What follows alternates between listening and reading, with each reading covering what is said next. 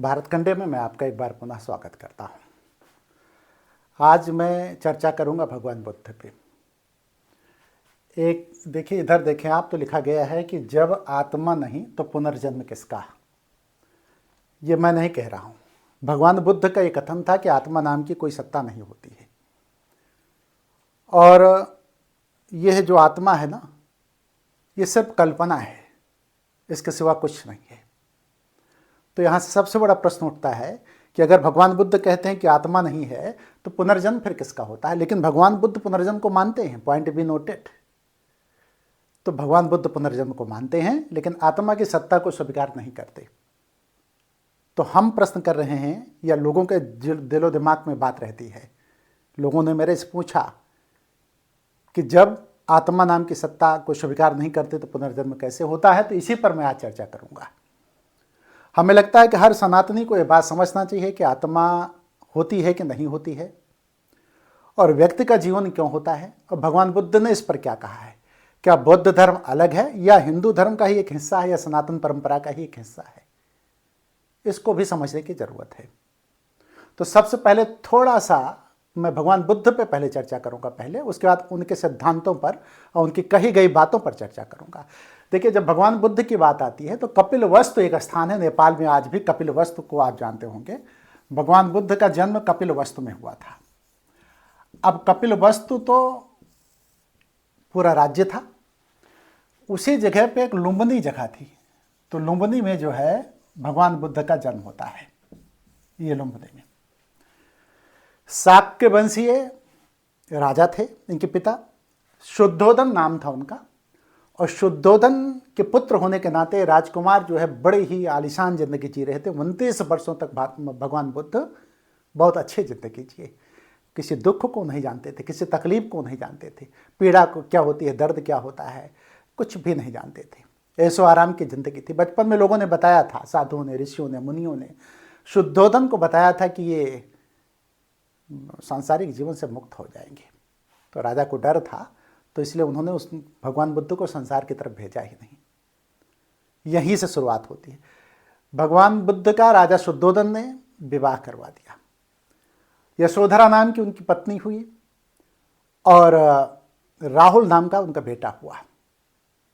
29 वर्ष की उम्र में उनको एकाएक जो है घर छोड़ना पड़ा। उन्होंने अपनी पत्नी और अपने बेटे को छोड़ करके वो चले गए। अब यहीं से प्रश्न उठता है। देखिए, हमारा जो दर्शन शुरू होगा, भगवान बुद्ध का जो दर्शन शुरू होगा, वो यहीं से शुरू होगा। अब जब वो कपिलवस्तु या लुम्बिनी को छोड़ के बाहर गए तो कहाँ गए, सबसे बड़ी बात है। अच्छा, पहले कपिलवस्तु पर मैं थोड़ी सी चर्चा कर दूंगा। देखिए, भगवान बुद्ध की जब बात आती है तो भगवान बुद्ध के पहले सांख्य दर्शन के प्रणेता, सांख्य दर्शन के बहुत बड़े साधु, प्रवर्तक और दर्शन को पेश करने वाले, उनको कपिल मुनि कहा जाता था। तो कपिल मुनि के नाम पर ही कहते हैं कि कपिलवस्तु का यहीं पे इनका आश्रम था। कपिल मुनि का ये आश्रम था। यहाँ पे कपिलवस्तु कपिल मुनि के नाम पर ही स्थापित हुआ था, ऐसा माना जाता है। तो अब कपिलवस्तु से ये निकलते हैं तो उस समय कहते हैं पूरे विश्व में जो है कपिल मुनि की जो सांख्य दर्शन था, इसका बोलबाला था। सांख्य दर्शन, यहां थोड़ा सा प्रकाश में सांख्य दर्शन पे दूंगा। भारतीय परंपरा में, भारतीय प्रायद्वीप में 9 दर्शन माने जाते हैं, तो उसमें से सांख्य दर्शन का बड़ा महत्व है। और यहां तक कि 10वें अध्याय में जो है, मतलब सिद्धा नाम कपिलो मुनि की चर्चा करते हैं भगवान कृष्ण गीता में। क्या कहते हैं? सिद्धा नाम कपिलो मुनि, मतलब मुनियों में सबश्रेष्ठ सिद्ध मुनि कपिल हैं। तो इसका अर्थ हुआ कि 5200 साल पहले भगवान श्री कृष्ण पैदा हुए। तो 5200 साल के पहले जो है सांख्य दर्शन के इस दर्शन को देने वाले कपिल मुनि पैदा हुए। उनको भगवान कृष्ण भी कह रहे हैं कि सबसे बड़ा मुनि अगर कोई है, सिद्धा नाम कपिलो मुनि, तो मुनि कपिल हैं। तो इनकी महत्ता को आप इस चीज से अंदाजा लगा सकते हैं कि भगवान कृष्ण को भी उनका नाम लेना पड़ा था।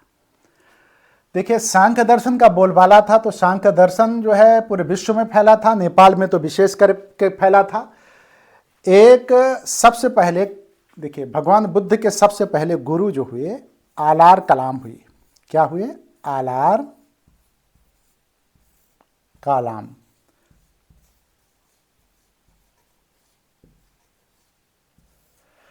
ये कलाम नहीं है, नहीं तो आप समझ लो कि कलाम जो वैज्ञानिक हुए हमारे, ठीक है, वो भी बड़े लोग थे, लेकिन ये आलार कलाम है, कलाम। ये भगवान बुद्ध के पहले गुरु हुए, बुद्ध के पहले गुरु हुए। आलार कलाम से उन्होंने शिक्षा ग्रहण की बुद्ध ने। तो आप एक बात बताइए कि जब पहला गुरु सांख्य दर्शन के मानने वाले आलार कलाम थे, तो इनका प्रभाव जो है बुद्ध पे पड़ेगा, तो इनकी मानसिकता या इनके विचार या इनके सिद्धांत या इनका दर्शन किधर जाएगा? सांख्य दर्शन की तरफ जाएगा। तो सबसे पहले जब आलार कलाम के सानिध्य में आए तो कहते हैं 6 वर्षों से अधिक इन्होंने, भगवान बुद्ध ने इनकी संगत में जो है विद्या अध्ययन किया। और विद्या अध्ययन करने के बाद जो है इनको लगा कि अब हम आगे की यात्रा करें, तो दूसरे गुरु जो है उद्दक रामपुत्र हुए। क्या हुए? उद्दक रामपुत्र।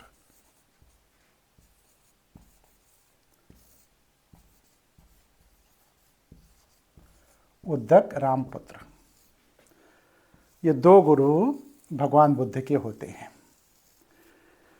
हमारे यहाँ तो कहा गया है, गुरु बिन भव निधि तरे न कोई, जो बिरंच संकर्षम होई। बगैर गुरु के कोई भी नहीं तर सकता। पूरी बैतरणी अगर पार करना है आपको, तो गुरु को करना पड़ेगा। तो गुरु बिन भव निधि तरे न कोई, जो बिरंच, चाहे वो शंकर के समान क्यों ना हो जाए, लेकिन उसको गुरु करना पड़ेगा। और कबीर भी कहते हैं कि अवधू निगुरा ना मिले पापी मिले हजार। कहते हैं निगुरा, बिना गुरु किया हुआ व्यक्ति सुबह जब मैं उठूं तो न मिले, इसलिए कि वो गुरु नहीं किया है।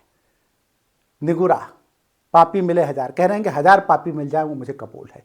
पापी बाद में चल करके सुधार होगा तो गुरु कर लेगा, लेकिन जिसने अपनी ढिठाई कर ली है कि हमें गुरु करना ही नहीं, उसका मुंह मैं न देखूं। तो इसलिए हमारे परंपरा में, सनातन परंपरा में गुरु का बड़ा महत्व है। तो भगवान बुद्ध के भी 2 गुरु हुए। पहले गुरु आलार कलाम हुए, दूसरे गुरु उद्दालक हुए, उद्दक रामपुत्र हुए। ये दोनों गुरु होते हैं जो है। इनसे ही उन्होंने शिक्षा ग्रहण की और इनसे ही उन्होंने जाना जो है कि क्या होता है, कैसे हो। इसीलिए सांख्य दर्शन का प्रभाव जो है बौद्ध धर्म पे पूरी तरीके से है। बौद्ध धर्म पे पूरी तरीके से सांख्य दर्शन का प्रभाव है। सिर्फ दिक्कत 2 आती है। जो सांख्य दर्शन है ना, वो प्रकृति और पुरुष की बात करता है। इस पे अभी मैं चर्चा नहीं करूंगा, अगर चर्चा करूंगा तो लंबा हो जाएगा, लेकिन बुद्ध पे मैं चर्चा करूंगा। अब ये बात तो करीब करीब स्पष्ट हो गई कि आलार कलाम भगवान बुद्ध के गुरु थे। कपिल मुनि जो है और कपिल वस्तु और लुम्बिनी, ये सारी बातें आपको पता चल गई हैं। आलार कलाम जो उनके पहले गुरु थे। दूसरे गुरु जो है रामपुत्र थे। उद्दक रामपुत्र के नाम से उनको जाना जाता था, तो मैं रामपुत्र ही बोल रहा हूँ, लेकिन उद्दक रामपुत्र के नाम से आप जाने। अब सबसे बड़ा प्रश्न उठता है कि मैं अभी पॉइंट भी नोटेड कि ये जो आत्मा नहीं तो पुनर्जन्म किसका? भगवान बुद्ध कहते हैं आत्मा नाम की कोई सत्ता नहीं है, लेकिन सांख्य दर्शन कहता है कि आत्मा नाम की सत्ता है। आत्मा का ही पुनर्जन्म होता है। कई बार आत्मा जो है पुनर्जन्म से गुजरती रहती है। कहते हैं 84 लाख योनियों से पुनर्जन्म के तौर पे जो गुजरना पड़ता है। अधोगत को आत्मा प्राप्त होती है, ऊर्ध्वगत को आत्मा प्राप्त होती है। जैसे जिसकी करनी होती है, जैसा जिसका कर्म होता है, उसी हिसाब से आत्मा जो है जन्म लेती है। आप कुत्ते की योनि में भी जन्म ले सकते हैं, बिल्ली और भालू और गधे के योनि में भी जन्म ले सकते हैं, कीट पतंगों में भी जा सकते हैं, शुअर और बिल्ली भी बन सकते हैं। अगर आपकी जो क्रिया है, कर्म है, वो उच्च कोटि का है, तो आप लगातार उच्चता को प्राप्त होते हुए देवलोक तक जा सकते हैं, देवता भी बन सकते हैं। मनुष्य से देवता भी बना जा सकता है। अगर आप नीचे जाते हैं तो नीचे के क्रम में जाएंगे, ऊपर जाते हैं। ये जो है सांख्य दर्शन का कहना है। प्रकृति और पुरुष की बात सांख्य दर्शन कहता है। अभी इस पर मैं बात नहीं रखूंगा, अगर बात रखूंगा तो वीडियो लंबी हो जाएगी। मैं अभी आता हूं कि आत्मा नहीं है तो पुनर्जन्म किसका? भगवान बुद्ध कहते हैं कि आत्मा नाम की कोई सत्ता नहीं है, तो पुनर्जन्म किसका है? उनका ये कहना है कि जैसे नदी ले लीजिए आप, एक नदी है, बह रही है, नदी बह रही है, ये कल बह रही है। अब जो नदी बह रही है, मान लीजिए आप गंगा नदी के किनारे खड़े हैं या किसी भी नदी के किनारे खड़े हैं, सुबह जब आप जाते हैं तो जल बह रहा है, वो तो गंगा का जल नहीं है ना, वो जल बह रहा है, ये गंगा का जल कहा जाएगा। लेकिन जब शाम को पहुंचेंगे तो जो जल बह रहा है वो जो पहले जल बह रहा था वो बह चुका है। कहने का अर्थ ये हुआ कि वही जल यहाँ पे आपको पुनः नहीं मिलेगा, दूसरा जल मिलेगा। तो यह सतत प्रक्रिया है, लेकिन आप इसको गंगा का जल ही कहेंगे, आप इसको गंगा का जल ही कहेंगे। कहने का अर्थ है, इनके कहने का अर्थ है कि एक दीपक आप लें, एक दीपक आप लें और एक दीपक आपका जल रहा है, ये दीपक जल रहा है, ठीक है, ये दीपक जल रहा है और दूसरा दीपक है, ये दूसरा दीपक है। ये दीपक नहीं जल, इस दीपक से इस दीपक को जब जलाया जाएगा तो यह इसका पुनर्जन्म है। कहने मतलब यह है इसके कारण से पैदा हुआ है, मतलब यह पैदा हुआ इसके कारण से। एक दीपक को, बुझे हुए दीपक को जो जल नहीं रहा है, दूसरे दीपक से प्रज्वलित किया जा सकता है। इसी तरीके से जब कोई बीज नीचे पड़ता है किसी भी वृक्ष का, तो जब पल्लवित पुष्पित होता है तो यही उसका पुनर्जन्म होता है। जन्म तो उस वृक्ष से लिया क्योंकि उसका ही बीज है, लेकिन वो वैसा नहीं है जैसा वो था, लेकिन उसके गुण उसमें विद्यमान रहेंगे, सब कुछ उसमें विद्यमान रहेगा। तो इनका कहना है कि यह सतत विकास की प्रक्रिया है। यह जो है पूरी तरीके से स्थिर नहीं होती आत्मा नाम की कोई चीज़, कई चीज़ों को जोड़ करके शरीर का निर्माण होता है। भावनाएं आपकी जुड़ी रहती हैं, मन आपका जुड़ा रहता है, इसी हिसाब से आपके शरीर जो है का निर्माण होता है। तो वो कोई ऐसी चीज़ नहीं है कि एक चीज़ से ही पूरा शरीर आपका बन गया है। तो पुनर्जन्म की इनकी व्याख्या कुछ इस तरीके से है कि बहता हुआ जल नदी में अगर जा रहा है तो जो जल बह चुका है वो दूसरा जल आएगा, तीसरा आएगा, मतलब वो एक ही जल स्थिर नहीं रहेगा, और लेकिन हम उसको नदी कहेंगे, चाहे जो जल क्यों ना हो नदी ही है। तो इसी तरीके से जन्म और पुनर्जन्म की व्याख्या ये करते हैं। शरीर, मन, विचार और भावनाओं को जो है के समूह को जो है ये कहते हैं कि उससे जीवन की उत्पत्ति होती है और जीवन पैदा होता है। पुनर्जन्म की बात तो करते हैं भगवान बुद्ध, लेकिन जन्म मृत्यु के बाद जो है ये उसी आत्मा का दूसरे शरीर में प्रवेश करना नहीं मानते। जबकि हमारे यहाँ 6 दर्शन हुए, हमारे यहाँ 6 दर्शन में सांख्य दर्शन, न्याय दर्शन, वैशेषिकी, उत्तर मीमांसा, पूर्व मीमांसा जिसको वेदांत कहा गया है, और ये हमारे यहाँ हुए, न्याय हुआ, ये खट दर्शन के अंतर्गत आते हैं। तो हमारे यहाँ 6 दर्शन तो हिंदुओं के हैं, 6 दर्शन, और 3 दर्शन में एक दर्शन आता है बौद्ध दर्शन, दूसरा आता है जैन दर्शन और तीसरा आता है चारवाकों का दर्शन। चारवाकों का दर्शन ईश्वर की सत्ता को स्वीकार नहीं करता है, ठीक है। भगवान बुद्ध भी ईश्वर की सत्ता को स्वीकार नहीं कहते, वो कहते हैं अप दीपो भव, अपना दीपक स्वयं बनो। तो भगवान बुद्ध को भी पुनर्जन्म की बात तो नहीं मानते, आत्मा की बात तो नहीं मानते, पुनर्जन्म की बात मानते हैं, ईश्वर की सत्ता को स्वीकार नहीं करते। लेकिन जब सांख्य दर्शन की बात आती है तो पुरुष और परमात्मा, पुरुष और प्रकृति की बात जो है कपिल मुनि करते हैं जो है। तो हमारा सिर्फ आशय ये था कि जब आत्मा नहीं तो पुनर्जन्म किसका? पुनर्जन्म जो हमने अभी थोड़ी देर पहले बताया कि एक लौ से दूसरी लौ जल रही है, यही पुनर्जन्म है, इसके अलावा कुछ भी नहीं। बीज जो वृक्ष से गिरा है उसी से बीज उत्पन्न, पेड़ उत्पन्न होगा, वृक्ष उत्पन्न होगा, यही पुनर्जन्म है। लेकिन सांख्य दर्शन इस बात को नहीं मानता। चाहे न्याय दर्शन हो, चाहे मीमांसा हो, चाहे वैशेषिकी हो, चाहे आपका योग दर्शन हो, चाहे वो सांख्य दर्शन हो, चाहे वेदांत हो, खड दर्शन मतलब 6 दर्शन ये आत्मा को मानते हैं। तो इसलिए मैं कहूँगा कि अगर हम कहें कि बुद्ध का दर्शन जो है वो सनातन दर्शन से अलग है, तो ऐसा कुछ नहीं है। सांख्य दर्शन से मिलता हुआ सब कुछ बुद्ध ने लिया है, और भगवान बुद्ध का दर्शन बड़ा विराट दर्शन है, इसमें कोई संदेह नहीं। उन्होंने लास्ट में मैं बता दूं, उन्होंने प्रतीत समुत्पाद की बात की, प्रतीत समुत्पाद।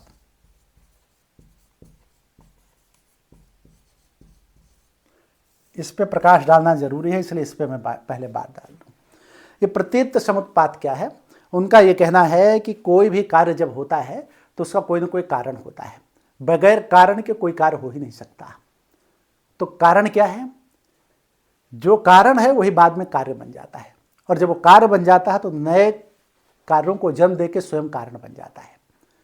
जैसे आपका जन्म हुआ तो आपका जन्म आपके पिता से हुआ, पिता का जन्म उसके पिता से हुआ, तो उसके पिता का जन्म उसके पिता से।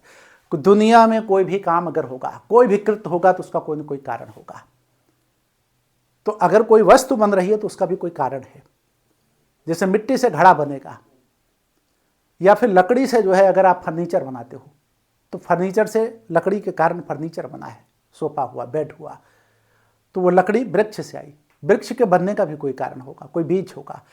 ऐसे सतत ये विकास की प्रक्रिया है। तो भगवान बुद्ध का कहना है कि जीवन सतत विकास की प्रक्रिया है। आप सतत विकास की प्रक्रिया से गुजर रहे हैं और आपको अच्छे से कर्म करना चाहिए। पुनर्जन्म में जब आप जाएंगे तो कर्मों की पूरी बागडोर लेकर के आप जाते हैं और कर्मानुसार जो है आप परिणाम पाते हैं। लेकिन आपका हूबहू वही जन्म नहीं होता। आपके कृत्य जो है, आपकी भावनाएं, विचार, आपका मन जो है निर्धारित करते हैं। ये उसका सामोक्ष होता है, उसका पुंज होता है। और जब शरीरों में आप जाते हैं तो कर्मानुसार आप जन्म लेते रहते हैं। और अंत में मोक्ष की बात उन्होंने की, कैवल्य की प्राप्ति की, कैवल्य की बात की। जो सांख्य दर्शन भी मोक्ष और कैवल्य की बात करता है, और भगवान बुद्ध भी मोक्ष और कैवल्य की बात करते हैं। सांख्य दर्शन कहता है अपदीपो, बुद्ध कहते हैं अपदीपो भव। और उसी जगह पर सांख्य दर्शन या सनातन परंपरा में कहा जाता है ज्ञानान मुक्ति। ज्ञानान मुक्ति, ज्ञान से ही मुक्ति है। तो ज्ञान अपदीपो भव, अपना दीपक स्वयं बनो। मतलब बुद्ध भी, भगवान बुद्ध भी कहते हैं कि ज्ञान से ही मुक्ति होगी। जो दुख का कारण है वो सिर्फ ज्ञान है, अज्ञान। ये जब ज्ञान आपको प्राप्त हो जाएगा, अज्ञान से ज्ञान की तरफ आपको जाना है। तो अगर आपको ज्ञान प्राप्त हो जाएगा तो आपके दुखों का अंत हो जाएगा। सांख्य दर्शन भी कहता है कि आपको ज्ञान प्राप्त हो जाएगा तो दुखों का अंत हो जाएगा। और सांख्य दर्शन भी कहता है कि कर्म से ही, ज्ञान से ही मुक्ति होगी। बुद्ध भी कहते हैं ज्ञान से मुक्ति होगी। तो इसलिए मैं कहता हूं कि आत्मा का पुनर्जन्म नहीं होता। बुद्ध ऐसा कहते हैं, पुनर्जन्म एक सामुच्य है, उसकी परंपरा के अनुसार पुनर्जन्म होता रहता है। और बाकी के दर्शन कहते हैं कि पुनर्जन्म जो है आत्मा का होता है। दोनों में अंतर है। मैं आगे फिर किसी विषय पे आपको आगे फिर से मैं लूँगा, जो है थोड़ा सा मैं बता दूं। इनकी माता जी का नाम महामाया था, सारे लोग जानते हैं इस बात को। महामाया था, बचपन में ही इनकी माँ मर गई थी, मृत्यु को प्राप्त हो गई थी महामाया। और इनकी मौसी ने जो है इनका लालन पालन किया। जो है शरीर, मन, विचार और भावनाओं से पूरे शरीर की उत्पत्ति होती है। जो भी व्यक्ति जन्म लेता है वो शरीर, मन, भावना, ये सब होता है। गीता में भगवान श्री कृष्ण कहते हैं, नैनम छिदंत शस्त्राणि नैनम दहत पावका न चैनम क्लेदेन्त्यापो न शोषयत मारुता। कहते हैं कि आत्मा का कभी नाश नहीं होता, उसको जलाया गलाया नहीं जा सकता, उसका छेदन भेदन भी नहीं किया जा सकता। वो आत्मा हो करके कुछ और होने वाली भी नहीं है। लेकिन बुद्ध इस बात को नहीं मानते। सांख्य दर्शन इस बात को मानता है। जो भगवान कृष्ण का गीता है, कि जो भगवान कृष्ण ने गीता कही है, वो सांख्य दर्शन का एक दूसरा स्वरूप है। भगवान श्री कृष्ण की गीता सांख्य दर्शन से पूरी तरीके से प्रेरित है। सिर्फ कुछ चीज़ें उसमें अंतर हैं, थोड़ा बहुत तो अंतर दर्शन में हो ही जाता है। उसी में भगवान श्री कृष्ण कहते हैं, न जायते मिन्नते कदाचित नायम भूत्वा भवता व न भूया अजो नित्य शाश्वतोयम पुराणो न हन्यते हन्य माने शरीरे। आत्मा का कभी नाश नहीं होता। किसी भी स्थिति में, किसी भी काल में आत्मा और कुछ होने वाली भी नहीं है। एक ही सत्य है, वो आत्मा है। उस आत्मा को ही, उसी आत्मा का ही सर्वत्र प्रसार है। एक ही आत्मा सब में है, लेकिन हम दृष्टियों के भेद के कारण जो है, ज्ञानेंद्रियों के कारण जो है, जो हमारी इंद्रियां हैं, इसके कारण जो है हम उसमें भेद पाते हैं। जो है माया के कारण हम उसमें भेद पाते हैं। जिस दिन हमारी माया समाप्त हो जाएगी उस दिन जो है हमारा भेद समाप्त हो जाएगा। तो यही बात सांख्य दर्शन कहता है। वो कहता है प्रकृति और पुरुष की बात करता है। प्रकृति में हम विचरण कर रहे हैं। प्रकृति को ठगनी कहा गया है, प्रकृति को ही माया कहा गया है। माया से पार होकर के हमें आगे की तरफ यात्रा करना है। भजन, चिंतन, मनन, पूजा अर्चना, अभ्यर्थना, आराधना के जरिए हम प्रकृति के द्वंद्व से बाहर निकल करके आगे की ओर बढ़ते हैं। जब आगे की ओर बढ़ते हैं तो उसी के साथ हमारा जीवन उन्नति की तरफ जाता है और मोक्ष की प्राप्ति होती है, जिसको भगवान बुद्ध ने कैवल्य कहा है। तो उसी कैवल्य की बात जब मैं करता हूँ, बुद्ध की बात पे करता हूँ, तो वो सांख्य दर्शन ही है। इसलिए मैं कहूँगा कि सांख्य दर्शन का एक दूसरा रूप है भगवान बुद्ध का दर्शन। लेकिन ये मानूंगा कि भगवान बुद्ध का दर्शन बहुत ही विराट है। जिस तरीके से सांख्य दर्शन बड़ा विराट है, उसी तरीके से भगवान बुद्ध का दर्शन भी बहुत विराट है। अगले किसी विषय में फिर आऊँगा, तब तक के लिए आप हमें इजाज़त दें, आदेश दें। यदि वीडियो आपको पसंद आई हो, थोड़ा सा हमें लगता है कि जो दीपक का मसला है इसको कम समझ में आया होगा आपको, और नदी का मसला कम समझ में आया होगा। अगली वीडियो में फिर से इसको ले लूँगा। यदि वीडियो पसंद आई हो तो इसको लाइक करें, कमेंट करें, शेयर करें, और सनातनी परंपरा के लोगों से मैं कहूँगा कि उनको अपने दर्शन के अलावा 6 दर्शन को पता करना चाहिए कि 6 दर्शन क्या हैं और 3 दर्शन और क्या है, मतलब भारतीय प्रायद्वीप में पाए जाने वाले 9 दर्शन में ये कौन से दर्शन हैं जिनके बारे में हमें कौन सा दर्शन क्या हमें बताता है, जैसे कि सांख्य, योग, न्याय, वैशेषिक, पूर्व मीमांसा, उत्तर मीमांसा या वेदांत की जब मैं बात करता हूँ, या फिर बौद्ध दर्शन, जैन दर्शन या फिर चारकों के दर्शन की बात में करता हूँ, तो इसको भी सभी सनातनियों को समझना चाहिए। आप केवल आडंबर में ना फंसे, ढोक ढकोसले में ना फंसे, ज्ञान के द्वारा चीज़ों को अर्जित करें और ज्ञान से ही सब कुछ प्राप्त होगा। माना कि मैं आंशिक ज्ञान दूंगा, हो सकता है कहीं गलत बोल जाऊँ तो उसको आप माइंड मत करिएगा, कभी कभी बोलने में भी त्रुटि हो जाती है, लेकिन आप अपने स्तर से भी ज्ञान प्राप्त करें। इसी के साथ मैं कहूँगा कि महादेव कृपा आप सब पर बरसती रहे। हर हर महादेव।